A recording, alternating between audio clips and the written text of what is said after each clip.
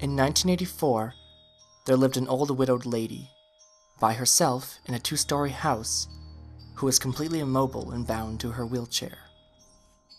Ever since the mysterious death of her husband, she required the aid of a carer who would visit her daily to help with her everyday tasks.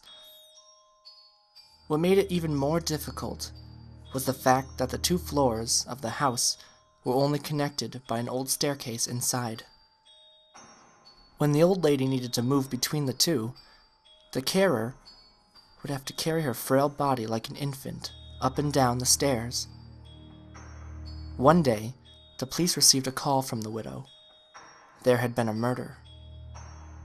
Since police units were scarce at that time, and the murderer had already fled the scene, only one detective was sent out to conduct the initial crime scene report.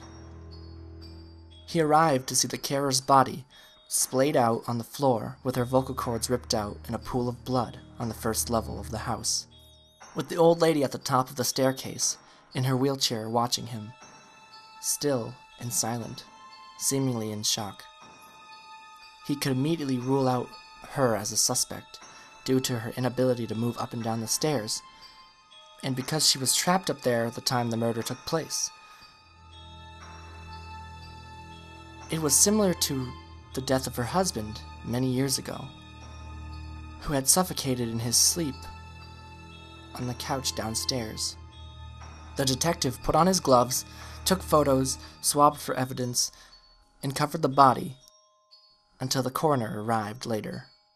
All routine business. He scoped the house downstairs for any clues, then asked the old lady if he could look upstairs.